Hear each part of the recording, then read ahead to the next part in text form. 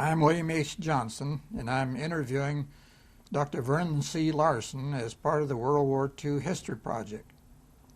This is October 21, 2003 at Manhattan, Raleigh County, Kansas. The camera operator is Dana Dodderidge. Vern, we are pleased that you'll record your military experiences with us. Thank you. Now, give your name, rank, serial number, and branch of service. Well, I'm Vernon Larson, Vernon C. Larson. My enlisted service number was 16105-111. And after I went through the Air Force cadet training program, they gave me another number, which was 020-70063. Rank? Well, I started as private. Everything was very private, of course. And then I was discharged as a first lieutenant. And maybe you gave your branch of service, did you? It was the Air Force. Air Force, okay. Army Air Force.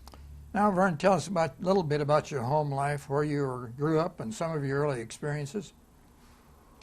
Well, I grew up in the Upper Peninsula of Michigan, small rural community. I was the oldest of 3 children, good family. Worked on an uncle's farm, grandfather's farm, as a high school student, so developed an interest in agriculture.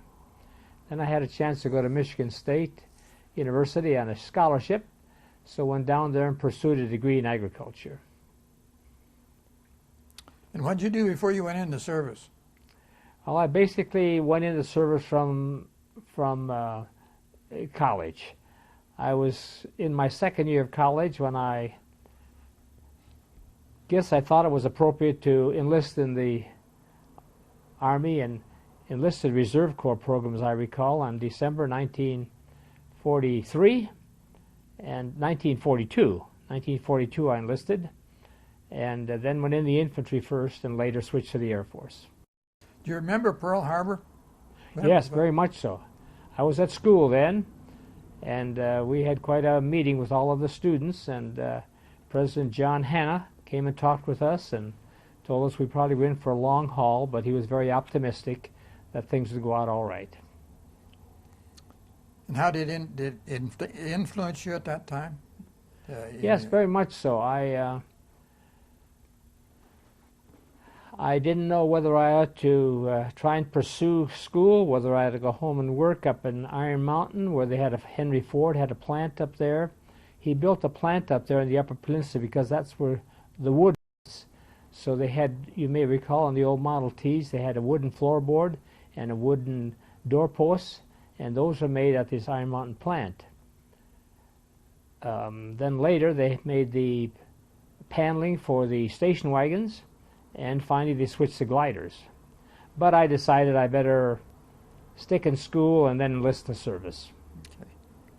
And tell us about your first active duty.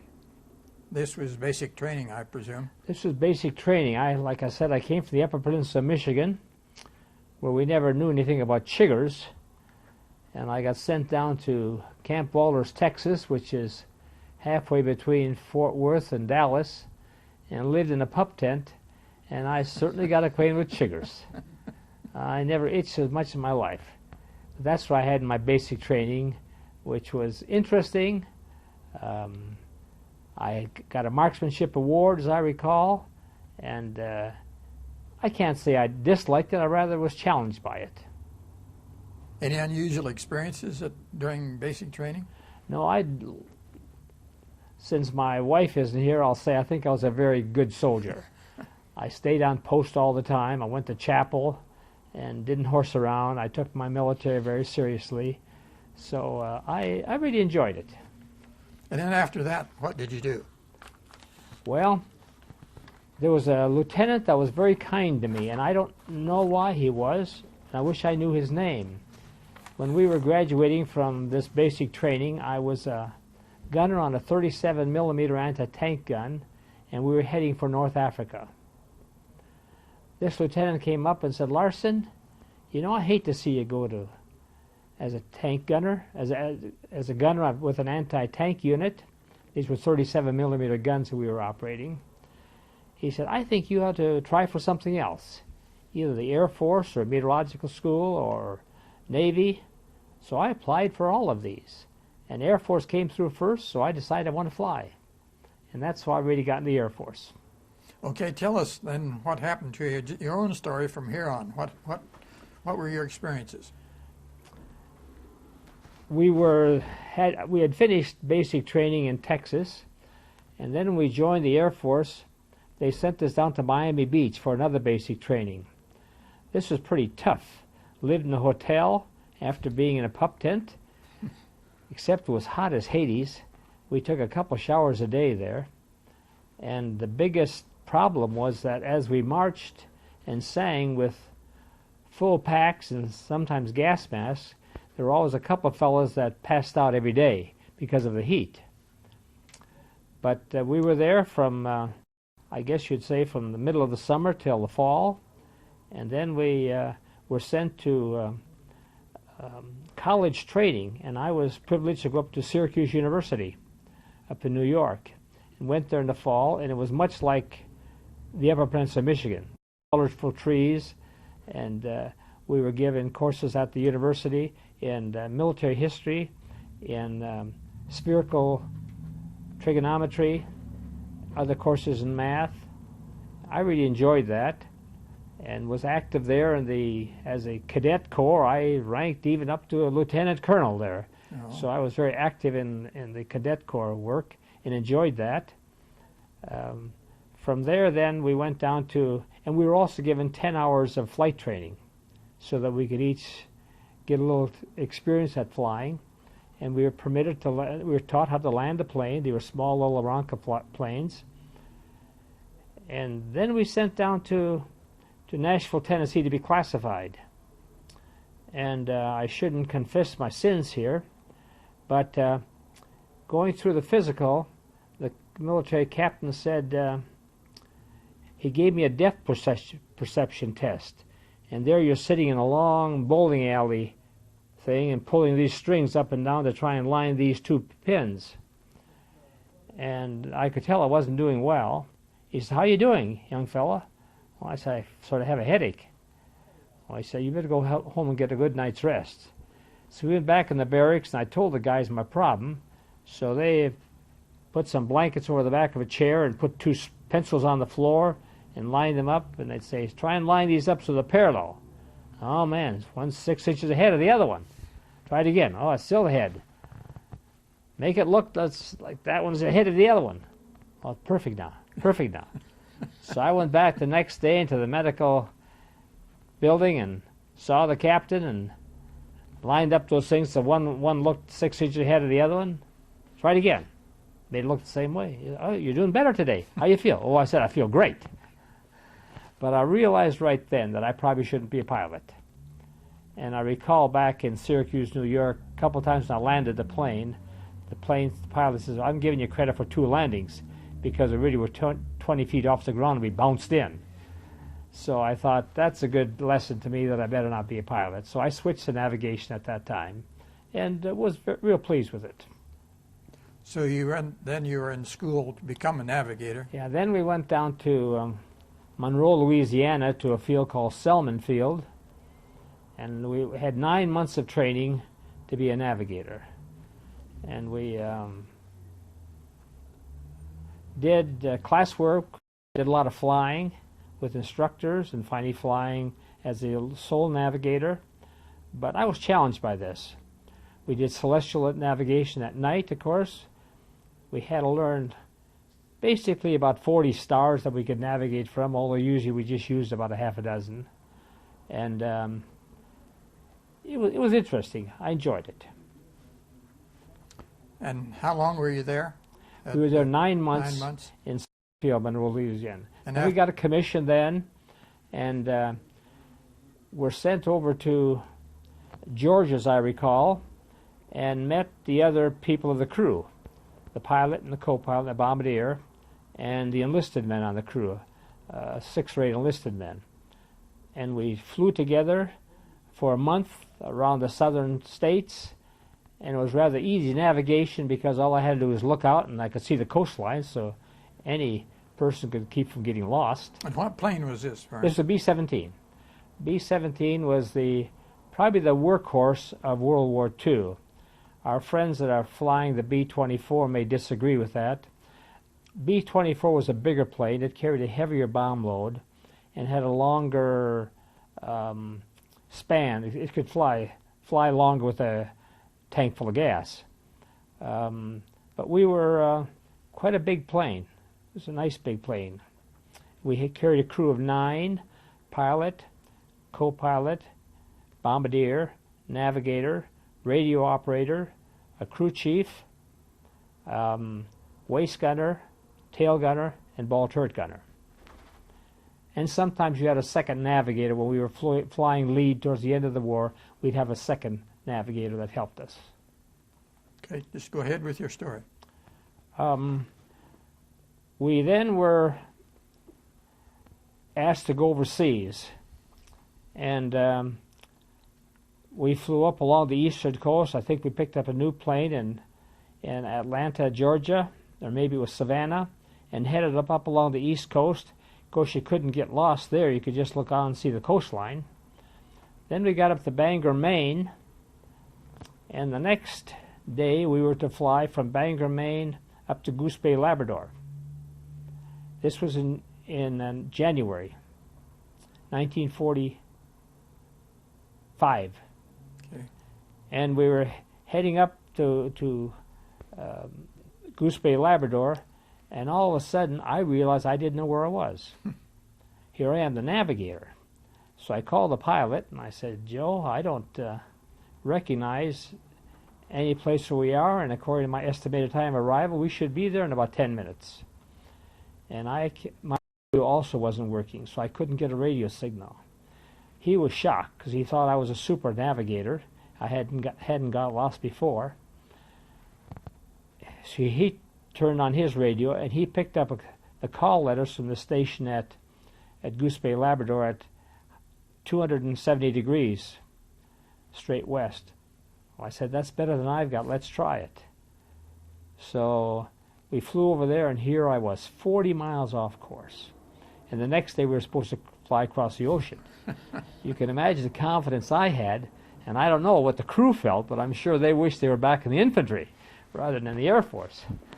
So I talked to several other navigators, and they said a similar thing had happened to them. They had a terrific wind shift going over the North St. Lawrence Seaway. And that made me feel a little better. Then we were going to go out skiing, the co-pilot and I, and the base commander says, no, we can't let you go skiing, we'll let you go snowshoeing, because you're combat ready and we don't want to take a chance of you breaking a leg or running into a tree on purpose. So about a week later, we headed across the ocean and took off at 9 o'clock at night. Each plane flew individually. 12 of us flew that night, and 3 planes didn't get there. They never told us why, where. I'm assuming they just went down to drink. But the Germans were very shrewd. They had call letters that were the same as Reykjavik, Iceland, and they sent out that same signal, so they probably pulled a lot of the planes down in the sea. We headed up from Goose Bay and over to Greenland. We flew over that and saw the ice cap, and I told the pilot it was 1,000 feet higher than it was, because I didn't want to run into it, and he thought, Sweden may be wrong again, we may go 1,000 feet higher than that. So we were kind of all sucking oxygen going up over the Greenland. Then I headed straight east, 90 degrees, and instead of going straight east, I was going east-southeast, about 110 degrees. I thought, what on earth's wrong here? I was shooting fixes from the stars. Of course, the rest of the plane knew nothing. They knew the North Star, but that's all they knew, and they flabbergasted how I could see where we are by the stars. And the pilot wasn't too impressed either, because all he could look down and see the clouds over the North Sea. But I felt confident. I took a couple other fixes and plotted ahead, and sure enough, here we are going down about 110 degrees. So we were going much faster than we had planned. The logical information we got from Goose Bay, Labrador was not very accurate. So I gave him this correction in the middle of the North Sea and told him I want to correct about 20 degrees. Are you sure? Are you sure? He called me Swede. Are you sure, Swede? I said, yes, go ahead.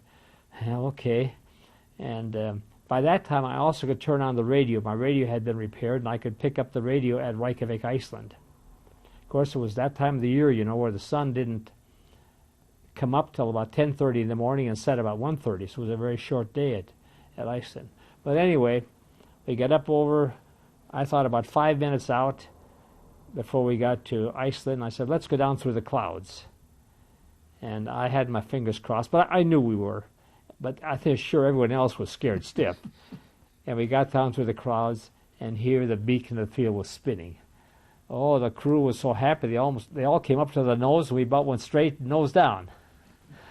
But that redeemed me with the crew. In fact, we got together here 5 years ago as a crew. The tail gunner said, "Sweet, I still remember how you found Reykjavik." So that made a real impression with her. So anyway, I felt I was back in their good graces again. Then we got to the next day. Well, we spent a few days at Reykjavik because it was so windy and stormy. We had to tie down our plane there. That's an interesting town, Reykjavik. It's all heated by underground steam. Of course, we lived in old Quonset huts there, but we had plenty of heat. But the day was short. And then from Reykjavik, we flew over to Scotland and then down to Valley, Wales, where we landed. We assumed this nice new plane was going to be ours to keep because the crew chief in the States had given each of us a nice metal plate to put under our seat that would protect us in case some shrapnel came up from the bottom. Well, we got into Valley, Wales, and the base commander says, "Thanks, fellas, for bringing over this nice plane. We'll leave it here and we'll use it where we need it in the European theater, and we'll send you by train up to your new base north of London at Thurlow, near Bedford, England." So we never did see our new plane again. And the plane we got up there was called Spare Parts. Was that an inkling of what it might have been? Well, we kind of thought so, but it was a good plane. It was a good plane. Although one time going down the runway, it didn't take off. And all of a sudden, I could feel the pilot putting the brakes on. The navigator sits right up in front by the bombardier. And we knew something was happening. So he said couldn't get any lift off. So he ran off the field and into the shrubbery, woods, and the branches sort of smashed the nose. But we then were given another plane. Now, you're calling yourself Swede. Or the crew called you Swede. The crew called me Swede. But I've got to tell you, that wasn't the proper thing to do. Because one time, well, I think we all know that you had to fly 4 hours a month in order to get your 50% flight pay, increase in pay. And any time we had the colonel, the leading officers of the base, would fly once a month to get the 4 hours. And we peons felt that they flew, of course, when it was an easy mission. So this one time we were going in just beyond the Ruhr Valley, and this colonel wanted to fly with us as pilot. So a pilot flew co-pilot. As we were coming back, the ball turret gunner said, "Swede," or comes over the intercom, "Ball turret to navigator." I says, "Go ahead, ball turret." He said, "Hey, Swede, can I get out of the ball turret yet?" "No," I said, "we're still over enemy territory.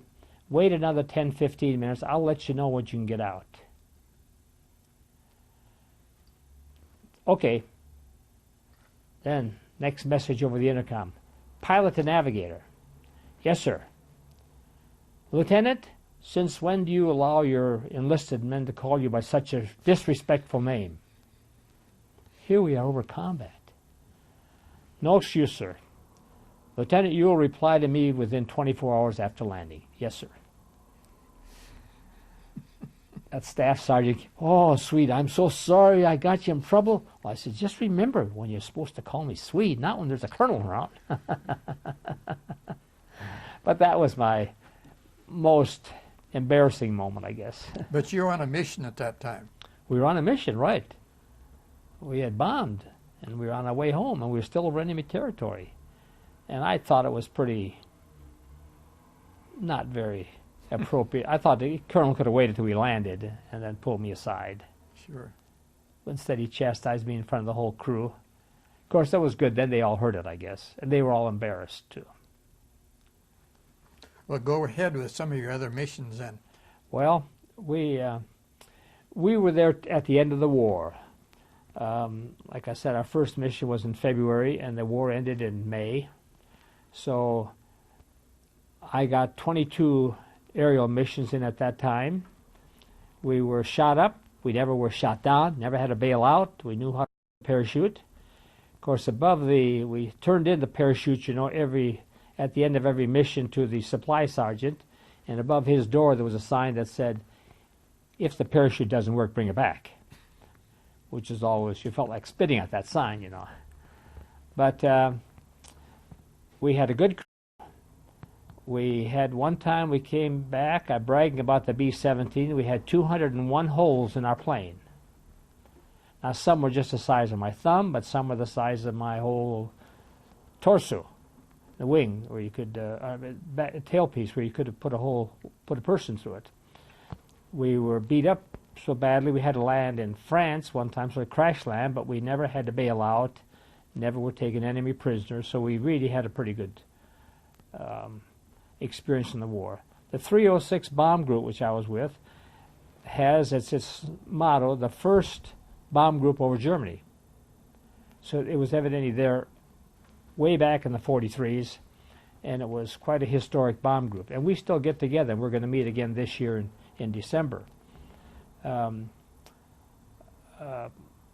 the fellows that were there in the early days, they sometimes would go on a mission where they'd lose 3/4 of the planes were shot down.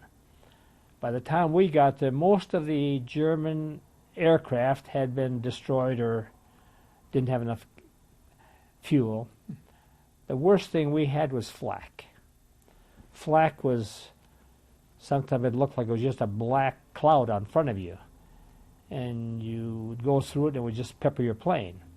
And hopefully no big pieces would hit the engine or the propeller to send you in a spin.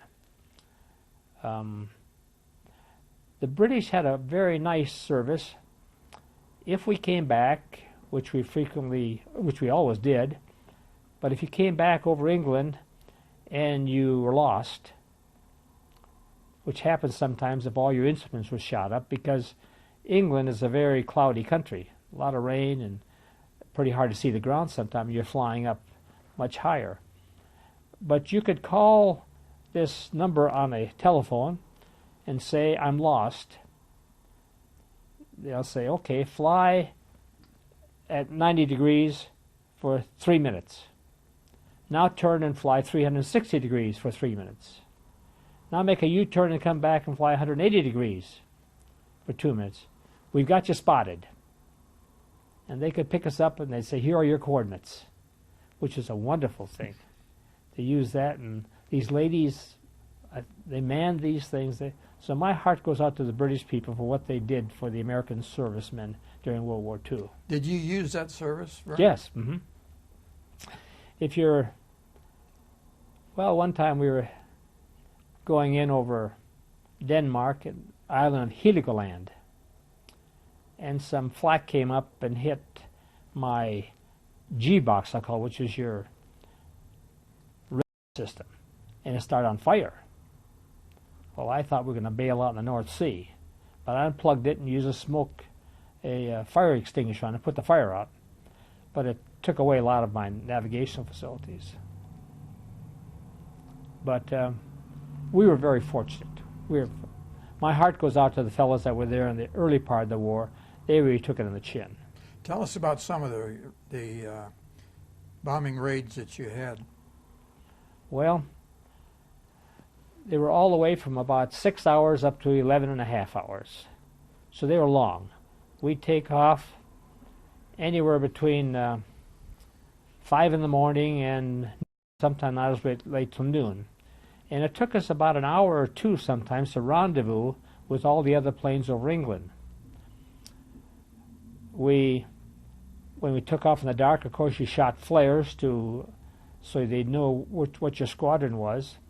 and you basically flew in a big octagon circle, so that you could cut off a corner if you wanted to make up time, or continue on another leg if you wanted to add time. So that if you, and we were given ahead of time about about 20 different checkpoints where we were supposed to be over areas of either England or Europe before we got to the target. Suppose we're going to bomb a target at 2 o'clock in the afternoon. We had a dozen different places where we were supposed to be, and you were supposed to be there within 2 minutes. Because every 3 minutes another squadron came over the target, and if you didn't give them that much time, there was a lot of prop wash that would disrupt the next planes. Mm-hmm. So we had to be on time, and that was the way we did it, by cutting a corner or adding an extra little dog leg. And it really worked pretty good. The worst part of the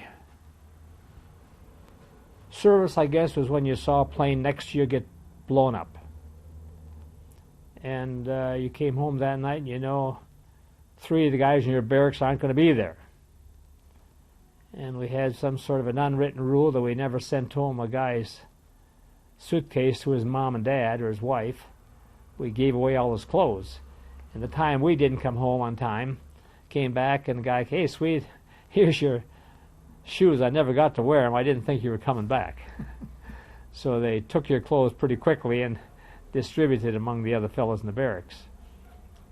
But we were Air Force, you know, we always came back to a good meal. We had a cook that could make wonderful eggs out of powdered eggs, and it was long sometime before you ate. You never, of course, you couldn't eat on the plane. Never took food up there, but you always had a meal when you came home. That was always good. Can you tell us some of the sites that you bombed? Yes, let's see. I've got a paper here I'll refer to. Well, I don't know if you can see this or not, Mr. Cameraman, but this was my crew, the way we looked before we went overseas. And I see there's 9 of us there. And this was the way we looked here about 5 years ago.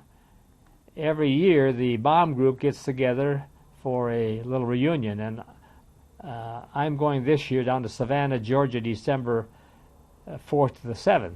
So we're looking forward to meeting some of our old buddies again, and it's a great time to get together. The places I bombed, I've got to remember here the list. We bombed Dresden, which was a long one. Dresden, Germany was quite a flight, and then Munster, Grabau, you may not know some of these names. Here, Hamburg, most people know Hamburg, and Leipzig, Dortmund, Bremen. Swinemunde was way up near Berlin. Weeden was a long one down near the oil fields. Plauen, the Ploesti oil fields were probably our longest flight down into Austrian Czechoslovakia area. Now, these were primarily rail centers, or what did you bomb? Most of them, I suppose you'd say, would be railroad centers. And I remember Munich, going in there. They briefed us. They said, when you come into Munich, you'll see a lot of rail cars, and they'll have red crosses on top. But don't believe them.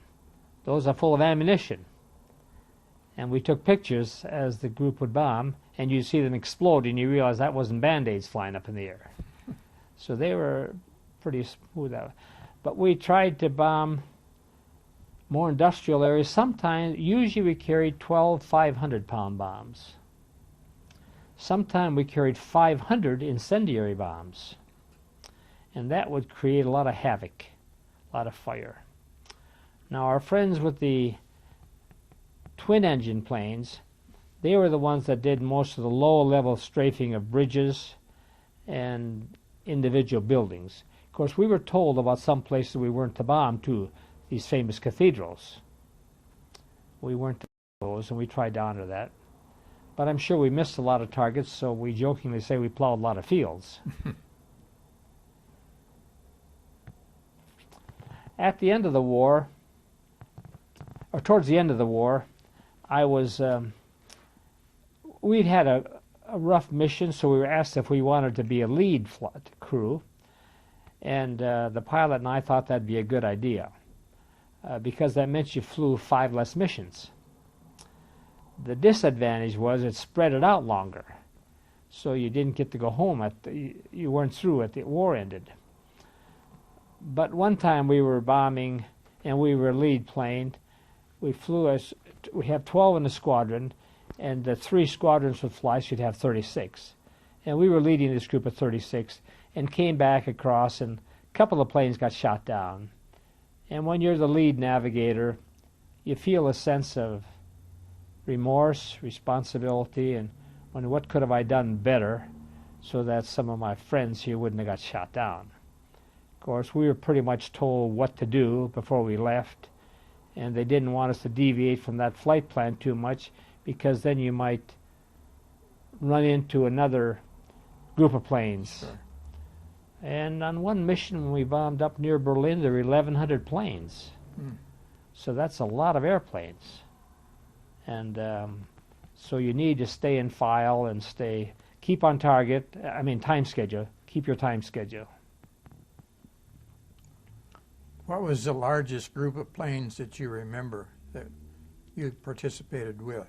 Well, I think this one, 1,100, was about the largest. Although there's some written up at the Stars and Stripes where they had larger groups than that, but I think the largest one I was with was 1,100. How did promotions come to you, Vern? Well, of course, I think I just got them naturally just because I was in the service. Of course, you got your lieutenancy when you navigational program. And then after so many missions, I guess, and you're doing all right, they promoted you from second lieutenant to first lieutenant. Tell us about the awards that you got during your activity. Well, I'm not a one for a lot of awards. I think they were just given automatically, and the Air Medal and some couple clusters on it, and that was really the only award I got. I think that was worth anything. Would you say that you were under a great deal of stress during this time that you were flying in Europe? Well, I was very much so because I felt a sense of responsibility. I would. And, I felt the crew depended on me to know where we were. When we had, if we got shot up and couldn't keep up with the formation, then we dropped to a lower altitude, and the pilot would always want to know where we were, and it was my job to tell him. I basically would keep track in a log. About every 5 minutes I'd write down where we were. Sometimes guessing, sometimes by visual, sometimes just by dead reckoning, assuming where the instruments were. And it's the navigator's job to follow the pilot. You tell him where to go, and you're way over there. The navigator's job is to get you have an initial point. An initial point picked out about 75 to 100 miles from the target, usually upwind from the target. So when you come over the target, you've got the wind behind your tail, so you're going a pretty good clip. Our plane would fly about 150 miles an hour. But if you had a 100-mile wind up there, you were going pretty fast over the target, and that helped. When you got to the initial point, then I would tell the pilot, go at 330 degrees, target straight ahead. He then would turn the plane over to the bombardier, who would steer the plane with a little knob on the bomb sight, about the size of a half a dollar. He would continue to maintain the airspeed, but the bombardier would steer the plane, and he would fix the target in the crosshairs of his bomb sight. And pretty soon he said, I've got the target pinpointed. And I'd tell him the target straight ahead. And I tried to help him then, as I could, stand over his shoulder and point out things. And it'd help if you didn't have a lot of flak or a lot of enemy planes about that time because you're concentrating on the target. Then he'd get his crosshair set on this, and then when he felt we were up to a couple of minutes before we should drop the bombs, then he'd open up his bomb bay, and the other 11 planes in the squadron open up their bomb bays on seeing his open. Although they had navigators and some had bombardiers, most of them didn't have bombardiers. Just the lead plane had a bombardier. Then the bombs would go away, and then it was my job then to give the pilot a heading after the bombs were away. To say, okay, navigator pilot, take heading 240. That was determined by what I observed from the flak, enemy fighters, and the ground information we'd received. Now, if on your way to the bomb target you were damaged or injured, crippled in some way, you often drop down to only a few thousand feet above the ground.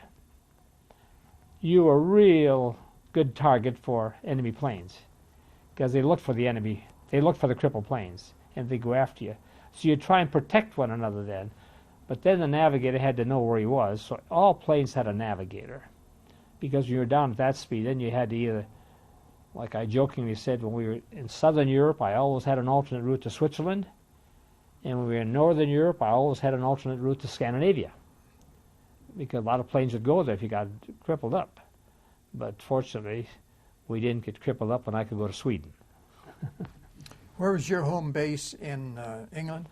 We were north of England at a little town called North of London? Town of Bedford, north of London, about 60 miles north, near a town of Bedford, and our base was Thurley.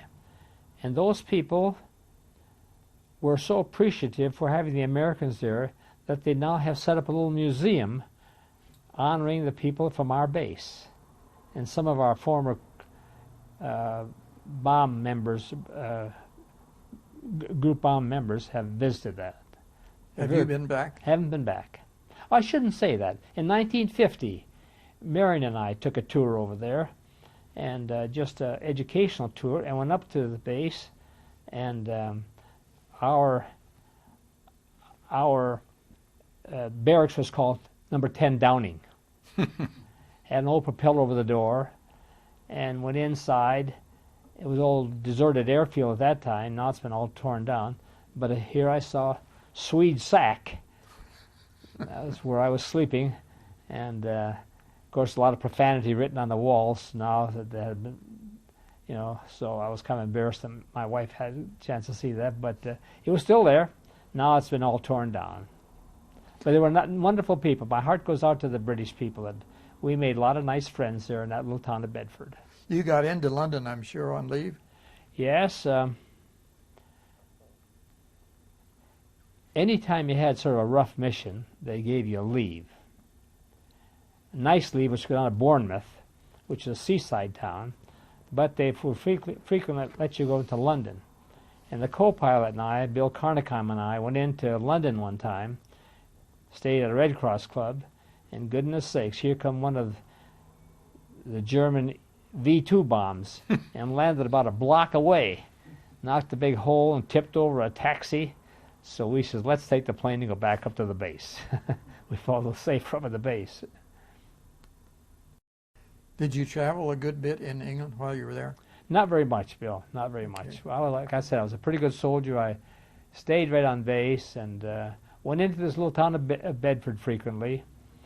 Of all things, I wasn't a Salvation Army guy, but over there, walking downtown one Sunday, and I heard this music coming that sounded like the old hymns we used to sing in our church back home, and I looked in the building, and it was a Salvation Army meeting. Oh. So we took and became very nice friends, and one family sort of adopted me.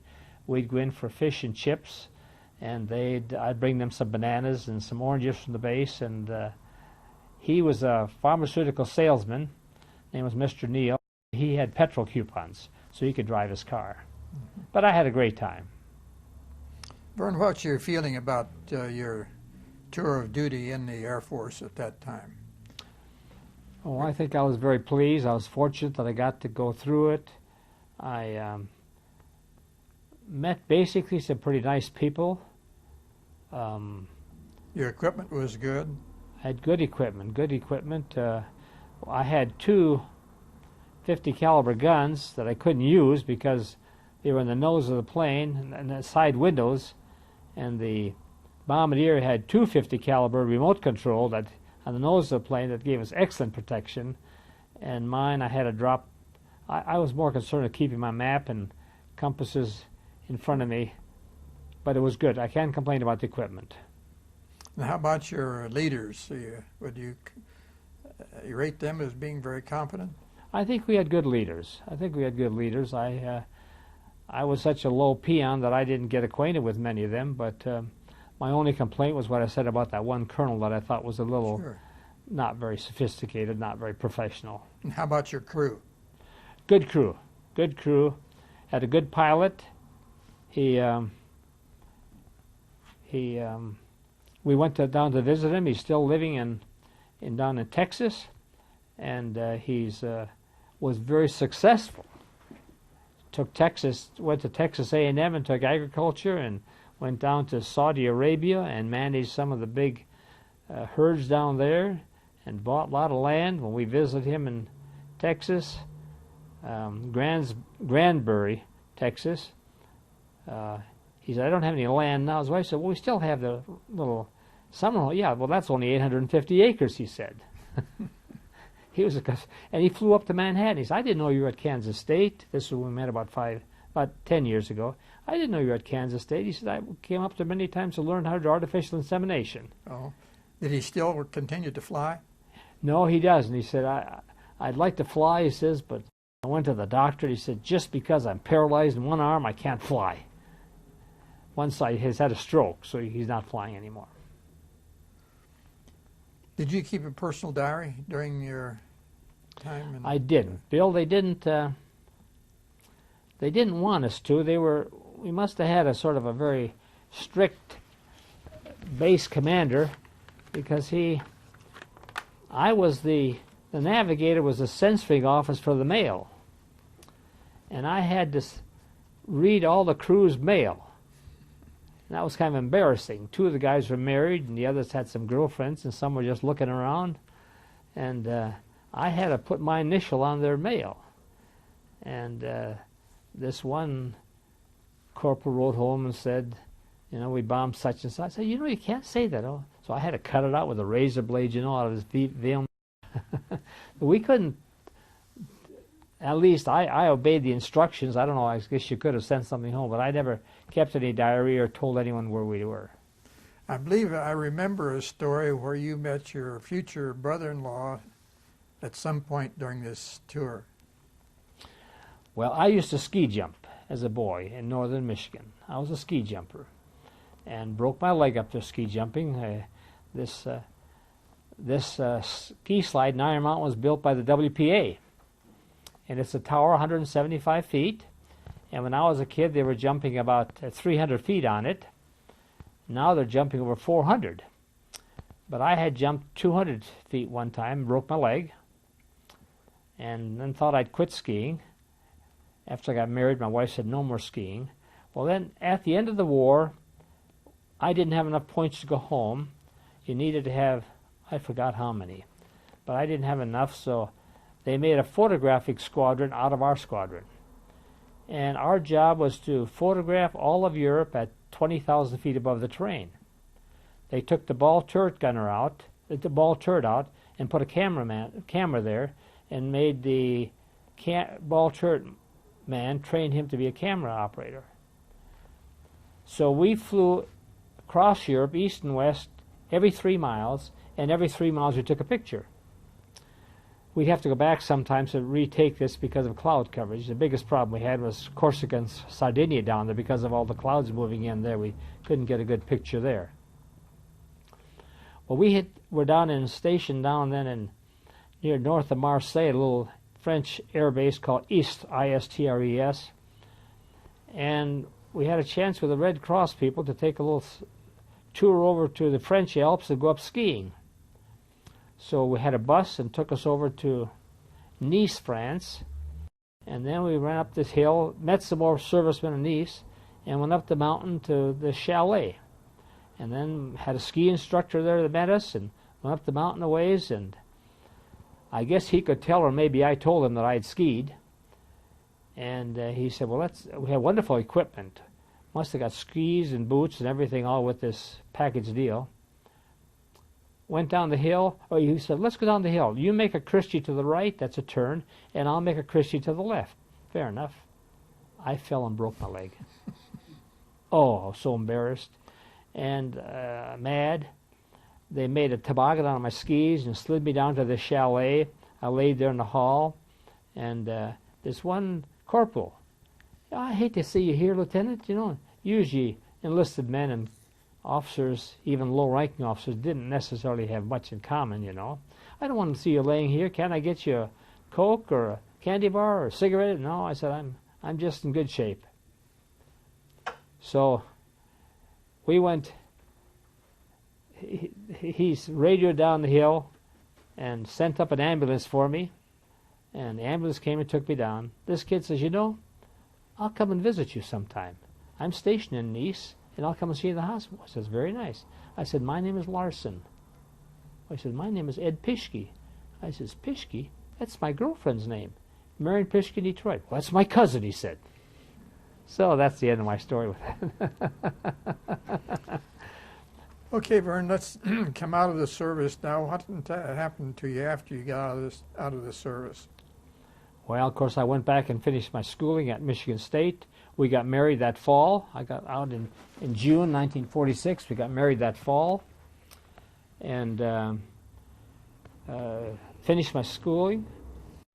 The GI Bill was good. GI Bill was wonderful to me.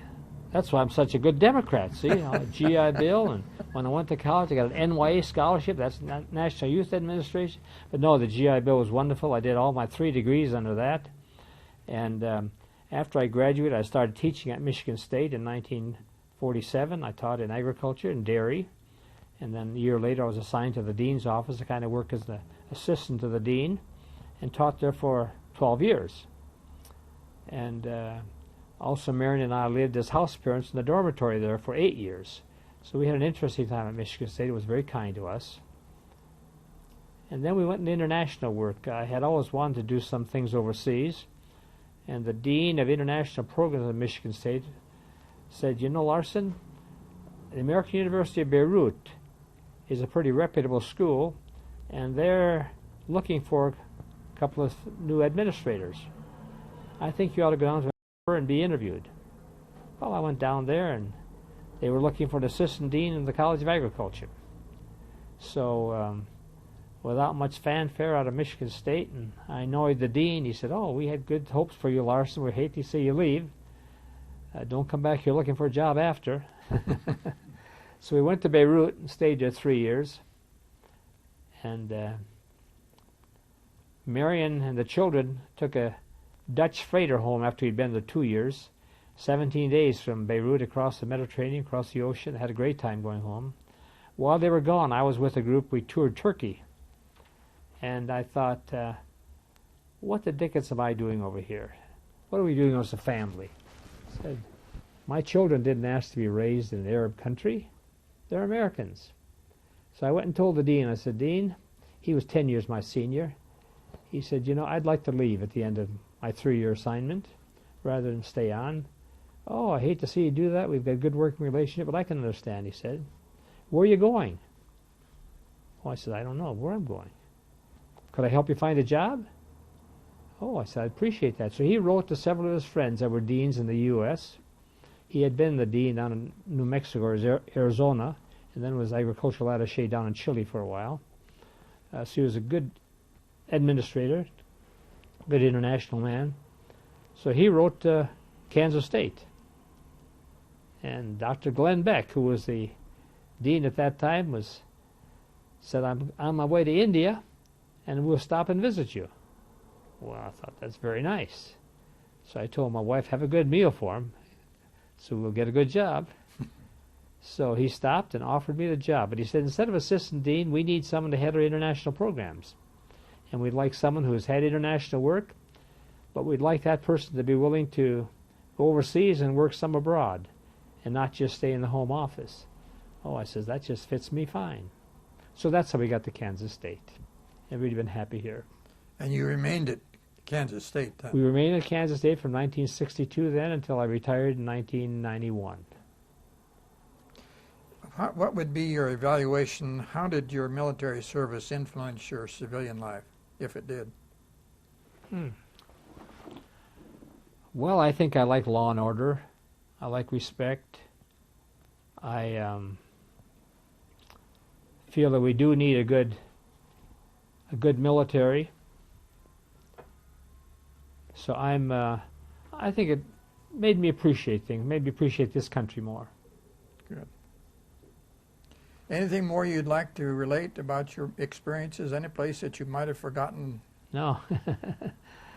Well, I've had an interesting job at Kansas State, been able to travel to many countries. In fact, I just the other day, I think I've been in 49 countries on behalf of Kansas State, either helping look at programs or supervising them. And I know, Bill Johnson, you've been with me a couple times. Yes. So we had a good international program here at Kansas State. And you spent time in several countries as having that responsibility. Right. We lived, after we came here, because we had been in Lebanon 3 years, then we came here in a couple of years, then Dr. Beck wanted us to go to Nigeria, so we were there for 3, came back home for a few, and then we went to Indian State a couple. So that was our long-term assignments. Anything else you can think of that you want to relate to the group? No, listen, I think World War II was a good maturing experience for me. And I would hope I don't have to do it again, but I would if I had to. It's something you don't want to do again, but you appreciate the experiences. Very much so, Bill. Well, Vern, thank you for giving us your experiences. The record will be sent to the Library of Congress, and also it'll be the one disc will be placed in the Riley County Museum here too.